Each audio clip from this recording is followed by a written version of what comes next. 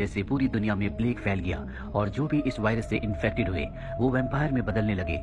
Vampires को अपनी भूख मिटाने के लिए खून की जरूरत होती है, इसीलिए उन्होंने दूसरे लोगों को मारना शुरू कर दिया। इस वजह से इंसान धीरे धीरे खत्म होने लगे और वैम्पायर्स की तादाद बढ़ने लगी। वैम्पायर्स कभी भी सूरज की रोशनी के सामने नहीं आ सकते, इसीलिए अब दुनिया पूरी तरह से बदल चुकी है। रात को सब वैम्पायर्स काम करते हैं और दिन में अपने घरों में रहते हैं। हालांकि इनके पास खास गाड़ियां भी हैं जिनके अंदर रोशनी नहीं आती। कैमरे की मदद से अपनी गाड़ी को ड्राइव करते हैं। यहाँ पर जो वैज्ञानिक होते हैं वो भी अब वैम्पायर बन चुके हैं और उनकी गणना के अनुसार इस दुनिया में मात्र 5% इंसान बचे हैं और जैसे वो खत्म होंगे इन्हें पीने के लिए खून नहीं मिलेगा, जिससे सब वैम्पायर्स मारे जाएंगे। यहाँ पर एक बहुत बड़ी कंपनी होती है, वो कंपनी तय करती है कि वो इंसानों जैसा खून बनाएगी ताकि वैम्पायर्स की भूख को मिटाया जा सके। यहाँ पर इस कंपनी में डॉक्टर एडवर्ड भी होते हैं जो इंसानों को पकड़कर उनके खून पर रिसर्च करके उस तरह का खून बनाने की कोशिश कर रहे होते हैं। इसमें इंसानों को बहुत तकलीफ हो रही होती है। हालांकि डॉक्टर एडवर्ड खुद भी एक वैम्पायर है, लेकिन वो इंसानों के ऊपर इस तरह के जुल्म नहीं करना चाहते। न ही वो इंसानों का खून पीते हैं, वो अपनी भूख मिटाने के लिए जानवरों का खून पीते हैं। अब इस कंपनी की एक मीटिंग होती है जहाँ पर बताया जाता है कि इंसानों की कमी की वजह से अब जो वैम्पायर्स हैं वो और भी खतरनाक क्रीचर्स में बदल रहे हैं, जिन्हें सबसाइडर्स कहा जाता है। और ये इतने खतरनाक होते हैं कि ये खुद वैम्पायर्स के लिए भी खतरा है। जिस तरह से वैम्पायर्स इंसानों के लिए खतरा है, अब वैम्पायर्स के लिए भी एक खतरा बन चुके हैं जो उन्हीं की जाति के हैं, जिन्हें सबसाइडर्स कहा जाता है। यहाँ मीटिंग में एडवर्ड का जो बॉस होता है वो एडवर्ड से कहता है कि तुमने जो सिंथेटिक यानी कि नकली खून बनाया है हमें उसे वैम्पायर पर टेस्ट करना होगा। एडवर्ड कहता है कि अभी वो पूरी तरह से तैयार नहीं है, लेकिन शायद इनके पास इतना वक्त नहीं है कि ये इसे पूरी तरह से तैयार होने का इंतजार करें। इसीलिए एडवर्ड को ना चाहते हुए भी ऐसा करना पड़ता है। वो लैब में एक वैम्पायर के अंदर उस सिंथेटिक खून को इंजेक्ट करता है, जिससे उसकी बॉडी का टेम्परेचर लगातार बढ़ने लगता है और वो मारा जाता है। यानी कि पूरा का पूरा एक्सपेरिमेंट पूरी तरह से फेल हो गया।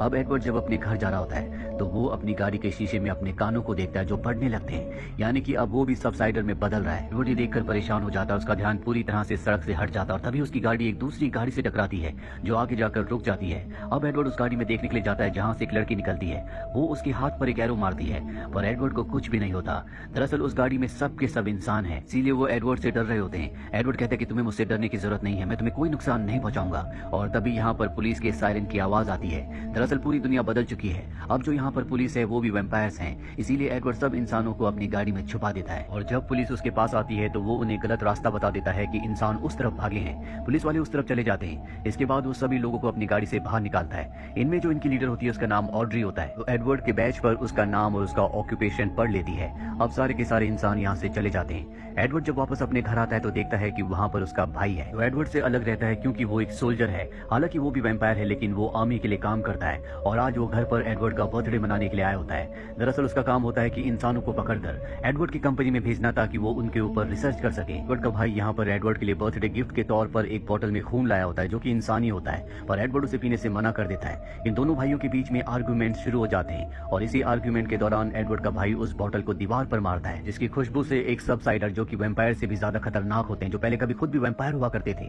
वो अंदर आ जाता है और इसके बाद वो एडवर्ड और उसके भाई के ऊपर भी हमला कर देता है। और एडवर्ड का भाई एक सोल्जर है, वो उस सबसाइडर को मार देता है।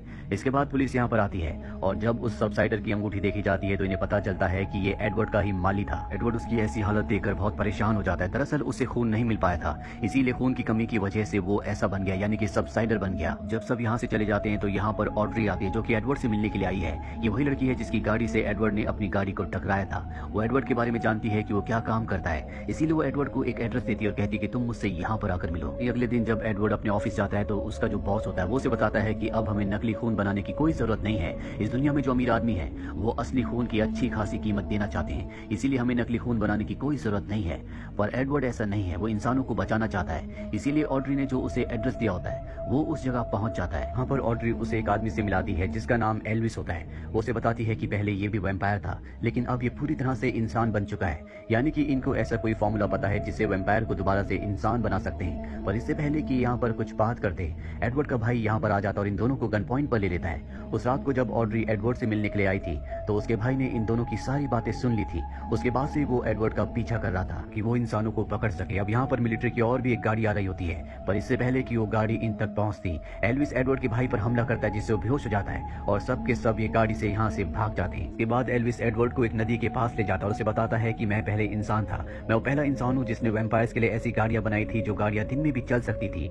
एक दिन जब मैं गाड़ी चला रहा था तभी मेरी गाड़ी एक जगह से टकराई, इस वजह से मैं गाड़ी से बाहर गिर गया। सूरज की रोशनी में मेरी बॉडी जलने लगी, लेकिन अगले पल मैं पानी में गिर गया और इसके बाद मैं पूरी तरह से ठीक हो गया। सूरज की रोशनी यानी कि अल्ट्रा वायलेट रेज मेरे शरीर को नहीं जला रही थी। ये कैसे हुआ मुझे इस बारे में कुछ नहीं पता। इसके बाद ये एडवर्ड को एक दूसरी जगह लाते हैं जहाँ पर बहुत सारे इंसान होते हैं। यहाँ पर एक लैब भी होती है जहाँ पर वो एल्विस के ब्लड को चेक करता है। दरअसल जब एल्विस की गाड़ी टकराई थी और वो गाड़ी से बाहर गिरा था, कुछ पलों के लिए पानी में गिरने से पहले वो सूरज की रोशनी में एक्सपोज हो गया था, जिस वजह से उसके अंदर जो वायरस था वो पूरी तरह से खत्म हो गया और वो एक आम इंसान बन गया। एडवर्ड इस पूरी कैलकुलेशन को अच्छी तरह समझना चाहता है ताकि वो सभी वैम्पायर्स को एक बार फिर से आम इंसान बना दे। वही हमें एडवर्ड के बॉस को दिखाया जाता है जिसकी कंपनी में अब खून की बहुत ज्यादा कमी है, इसीलिए वो ज्यादा से ज्यादा खून निकालने के लिए इंसानों को मार रहा होता है। साथ ही पूरे शहर में जितने भी वैम्पायर्स होते हैं वो खून की कमी की वजह से बहुत ज्यादा अग्रेसिव हो चुके होते हैं। यहाँ पर हम एक लड़का और लड़की को दिखाया जाता है जो दोनों के दोनों इंसान है और ये उस जगह जा रहे होते हैं जहाँ पर ऑड्री और उसके सभी साथी रहते हैं, पर तभी इन्हें सोल्जर्स घेर कर पकड़ लेते हैं। ऑड्री को ये बात पता चल जाती है, समझ जाती है कि सोल्जर्स यानी कि वैम्पायर्स कभी भी उन सबको पकड़ने के लिए यहाँ पर आ सकते हैं, इसीलिए यहाँ पर जितने भी उसके साथी होते हैं उन सबको यहाँ से एक दूसरी सुरक्षित जगह पर भेज देती है। लेकिन वो और एल्विस यहाँ पर एडवर्ड के साथ रुक जाते हैं क्योंकि एडवर्ड इस बात को समझना चाहता है कि किस तरह से एल्विस एक वैम्पायर से इंसान में बदल गया।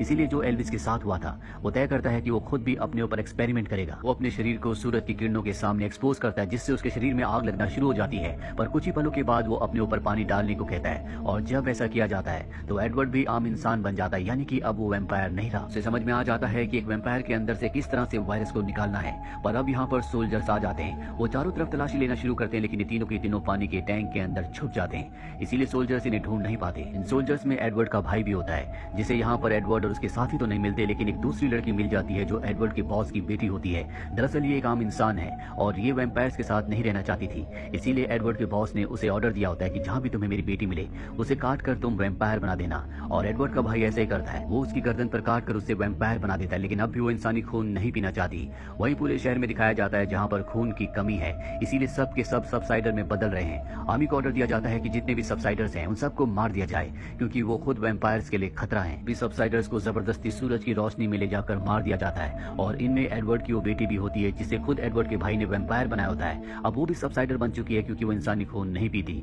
और ये देखकर एडवर्ड के भाई को बहुत दुख होता है क्योंकि ये सब उसकी वजह से हुआ था। वहीं दूसरी तरफ एडवर्ड को दिखाया जाता है जो अब पूरी दुनिया को ठीक करना चाहता है, इसीलिए वो अपने साथी जो उसके साथ रिसर्च किया करता था, जो उसके साथ नकली खून बनाने की तैयारी कर रहा था, उसके पास जाता है। एडवर्ड के साथ ऑड्री और एल्विस भी होते हैं और जब उसका साथी एडवर्ड को इंसानी रूप में देखता है तो पूरी तरह से हैरान हो जाता है। पर अगले पल यहाँ पर मिलिट्री आ जाती है जो ऑड्री को पकड़कर अपने साथ ले जाती है। दरअसल एडवर्ड के साथी ने उसे धोखा दिया था, इसी ने यहाँ पर मिलिट्री को बुलाया था क्योंकि उसने अब सिंथेटिक यानी कि नकली खून बना लिया है और वो इस पूरी रिसर्च का श्रेय अपने आप को देना चाहता है। साथ ही वो और उसका बॉस नहीं चाहते कि अब कोई भी इंसान बने क्योंकि वो इस नकली खून को बेचकर पूरी दुनिया पर राज कर सकते हैं, बहुत अमीर बन सकते हैं। वहीं एडवर्ड और एल्विस यहाँ से भागकर एक गैराज में चले जाते हैं जहाँ पर एडवर्ड का भाई आता है। वो इन्हें कहता है कि मैं तुम्हारी मदद करना चाहता हूँ, पर अब उससे कुछ होने लगता है क्योंकि वो बहुत दिनों से भूखा है, इसीलिए वो एल्विस के ऊपर हमला करके उसका खून पीने लगता है। एडवर्ड को गुस्सा आता है, वो उसे मारने वाला होता है कि तभी वो देखता है कि उसका भाई भी अब आम इंसान बन चुका है। एडवर्ड को समझ में आ जाता है कि जो लोग वैम्पायर से आम इंसान बने हैं उनके खून में ही वो दवा है, यानी कि जो भी वैम्पायर उनका खून पिएगा वो आम इंसान बन जाएगा। एडवर्ड अब तय करता है कि वो अपने बॉस के पास ऑड्री को बचाने के लिए जाएगा। वो अपने बॉस के पास जाता है और कहता है कि मुझसे बहुत बड़ी गलती हुई, मैं दोबारा से वैम्पायर बनना चाहता हूँ। ये सुनकर उसका बॉस बहुत खुश होता है और उसकी गर्दन पर काट लेता है। जैसे ही उसका खून उसके मुंह के अंदर जाता है तो उसका बॉस भी आम इंसान बन जाता है। इसके बाद वो अपने बॉस को बांध कर नीचे भेज देता है जहाँ पर बहुत सारे सोल्जर्स हैं जो सबके सब भूखे हैं और वो उसके बॉस पर टूट पड़ते हैं। वो उसका खून पी लेते हैं जिस वजह से सबके सब सोल्जर्स अब पूरी तरह से इंसान बन चुके हैं, लेकिन बॉस मारा गया है। वहीं एडवर्ड को दिखाया जाता है जो ऑड्री को लेकर यहाँ से निकल रहा होता है, तभी उसके सामने बहुत सारे सोल्जर्स आ जाते हैं जो सबके सब वैम्पायर है। एडवर्ड का भाई उसे बचाने के लिए आता है और अब क्योंकि खुद भी वो इंसान बन चुका है इसीलिए सभी सोल्जर्स जो कि वैम्पायर है उसके ऊपर टूट पड़ते हैं और उसका खून पीकर वो सब के सब खुद भी इंसान बन जाते हैं। पर एडवर्ड का भाई इस सब में मारा जाता है। यहाँ पर एडवर्ड का वो साथी आ जाता है जिसने नकली खून बना लिया है, जो उस खून को बेचकर पूरी दुनिया पर राज करना चाहता है। वो सभी सोल्जर्स को मार देता है जो इंसान बन चुके हैं क्योंकि वो नहीं चाहता कि वैम्पायर्स दोबारा से इंसान बने।